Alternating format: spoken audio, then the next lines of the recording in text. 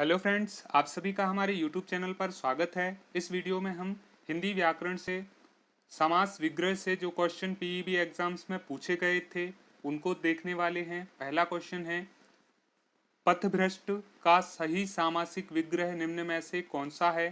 तो पथभ्रष्ट का सामासिक विग्रह होगा पथ से भ्रष्ट, जो कि ऑप्शन 1 में सही लिखा हुआ है। सत्याग्रह का सही सामासिक विग्रह निम्न में से कौन सा है? सत्याग्रह का सही सामासिक विग्रह होगा सत्य के लिए आग्रह। पंचवटी पद में समास है, अवयवी भाव, दिगु, कर्मधारय, द्वंद्व। पंचवटी का पहला पद संख्यावाचक है, इसलिए दिगु समास सही आंसर होगा। थोड़ा बहुत पद में समास है, अवयवी भाव, दिगु, कर्मधारय, द्वंद्व। तो थोड़ा बहुत का समास विग्रह होगा थोड़ा या बहुत, इसलिए इसमें द्वंद्व समास होगा। अन्य जल पद में समास है, अन्य जल का विग्रह होगा अन्य और जल, इसलिए यहाँ द्वंद्व समास होगा। आमरण पद में समास है, आमरण में प्रथम पद एक अवयव है, इसलिए यहाँ अवयवी भाव समास होगा। प्रतिमान पद में समास है, प्रतिमान पद में प्रथम पद एक अवयव है, इसलिए यहाँ अवयवी भाव समास होगा। तलघर पद में समास है, तलघर में आप देखें उत्तर पद प्रधान है और यहाँ विशेष विशेषण भी हैं, इसलिए कर्मधारय समास होगा।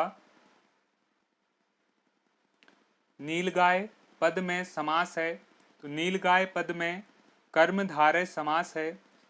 समासिक विग्रह होगा नीली है जो गाय, यहाँ उत्तर पद प्रधान है और नीली विशेषता बता रहा है गाय की। यथासंभव पद में समास है, तो यहाँ प्रथम पद एक अवयव है, इसलिए अवयवी भाव समास होगा।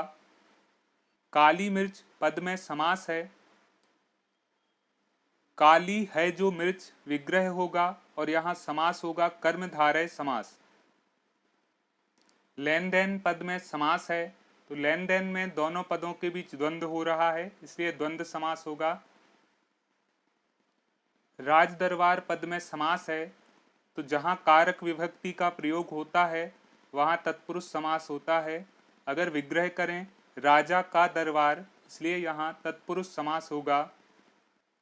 देशभक्ति पद में समास है, देशभक्ति का विग्रह होगा देश के लिए भक्ति और यहाँ कारक विभक्ति का प्रयोग होगा, इसलिए तत्पुरुष समास। गाय बैल पद में समास है, तो गाय बैल का विग्रह होगा गाय और बैल, यहाँ पर द्वंद्व समास हो रहा है।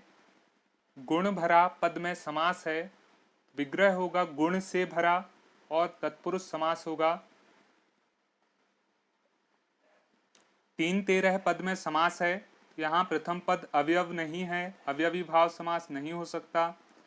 संख्यावाचक प्रथम पद भी संख्यावाचक है, उत्तर पद भी संख्यावाचक है, इसलिए द्विगु समास नहीं हो सकता। कर्मधारय समास कोई भी पद दूसरे की विशेषता नहीं बतला रहा है, उपमेय उपमान नहीं है। द्वंद्व समास यहाँ पर बिल्कुल द्वंद्व समास सही आंसर हो जाएगा, 3-13 में द्वंद्व समास होगा। चरण कमल पद में समास है, कमल के समान चरण, यहाँ उपमेय उपमान है, इसलिए कर्मधारय समास होगा।